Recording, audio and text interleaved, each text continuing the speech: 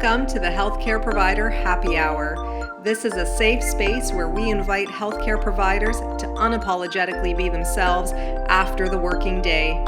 My name is Jennifer George, and each week I will connect you with guests and stories that will help transform your stress to success and fulfillment. Are you with me? Grab your drink of choice and let's chat.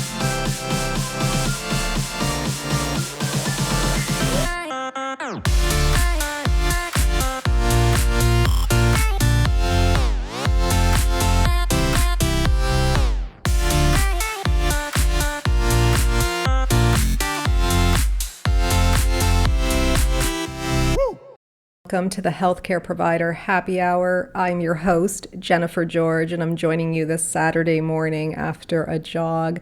I just have a shake going on here, a protein shake, and I find I tend to record my podcasts on Saturdays because I think just through more relaxation, more thoughts and ideas and messages come to me that I want to share with you. So today I want to talk a little bit about vulnerability and how that plays a role in, I believe, preventing healthcare professional burnout. So if you saw my Instagram post recently, I posted about how I saw a stat about 44% of physicians experiencing burnout and only 40% of them seeking mental health support for their burnout, while others are coping alone. And I don't know about you, but to cope alone with so much stress, whatever the feelings are at the time, anxiety, worry, fear, depression, that can be too much to bear sometimes. So I really am concerned about healthcare professionals who are going at this alone. I hope that they are finding solace and I hope they are finding relief and recovery. But to go at it alone, I think, is risky. And I think it's a lot to bear. And just as we would recommend a patient seek help for such feelings or to manage such emotions or challenges or struggles, I would recommend that healthcare professionals in this circumstance do the same. But there are two reasons essentially that I think why healthcare professionals are not vulnerable in their journey to seek help for burnout or being on the road to burnout. And that's because one, we fear being judged, we fear being criticized, we fear failing in some way, shape, or form, or being deemed unfit to practice. And two, we fear a breach of confidentiality. We fear that paper trail that might be following us, where maybe a past client or a potential client or an employer might discover that you've sought help for support at some point and might judge you for that or not choose to go with you. And I can totally understand this because we are healthcare professionals and our role is to help others. So why can't we and why shouldn't we help ourselves? And I think this is where the preventative healthcare measures come in, like self-care to prevent burnout. But if you are already starting to burn out and you know that things are just too much right now, there has to be a way for you to get through this. And I believe there is a way, and being vulnerable may be it in some capacity. But everything comes at a risk, right? So one of the things that I've found to help me become more vulnerable, there's a few things that I think about, and it all comes down to my own self-acceptance, my own self-worth, and just belief that I'll be okay no matter what. So that's actually my first point in how to become more vulnerable, is basically embracing yourself no matter what the outcome is, no matter what the judgments are, no matter what the criticisms may be, no matter what failures you may endure. Can you still embrace yourself through that? Because at the end of the day, you are being vulnerable and open in order to do this for yourself, okay? Not for others.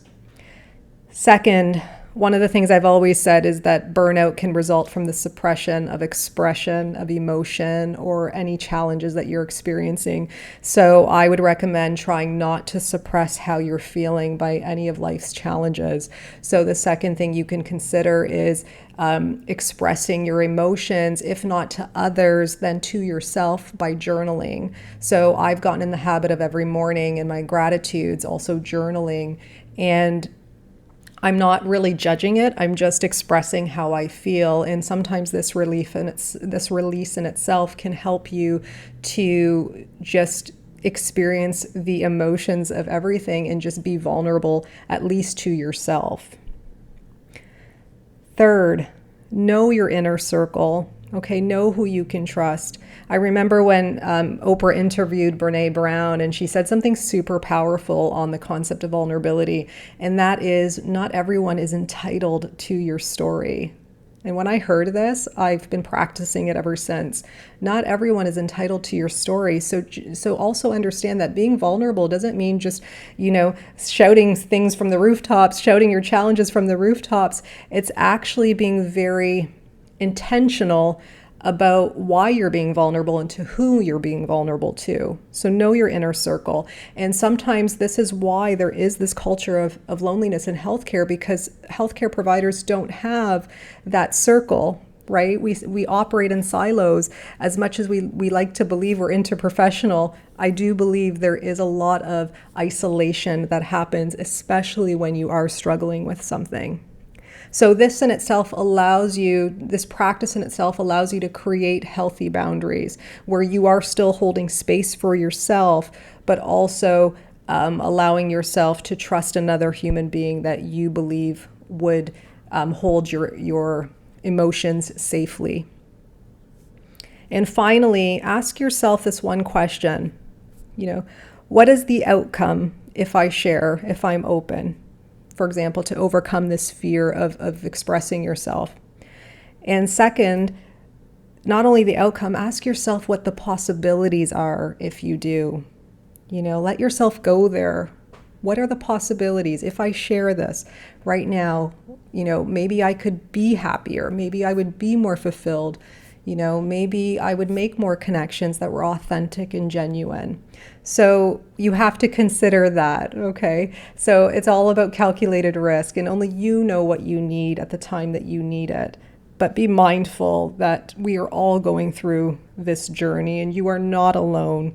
And if you are unsure about how you're feeling, or if you do feel alone, please DM me. Let's have a conversation about it. This stuff is so personal, and I completely understand why healthcare professionals do not openly seek help or share their vulnerabilities when it comes to feeling stressed out, challenged, or struggling.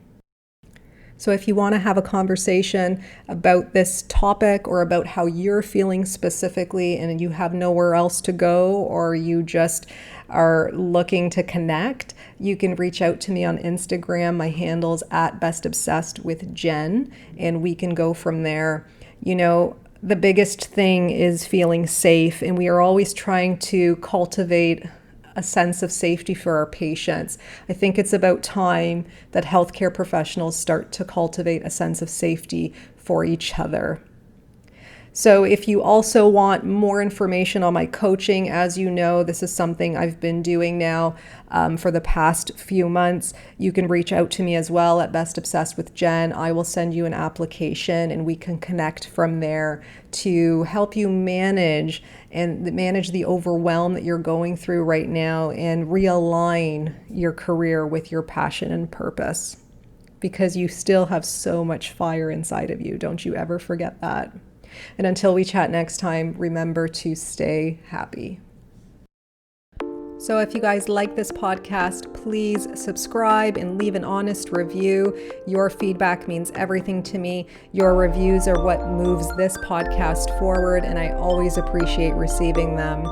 If you want to get a hold of me directly, reach out to me on social media. My handles are in the show notes, and you can always subscribe to my weekly newsletters at jennifergeorge.co so that we can stay connected. So until next time, thank you guys so much again for your ongoing support.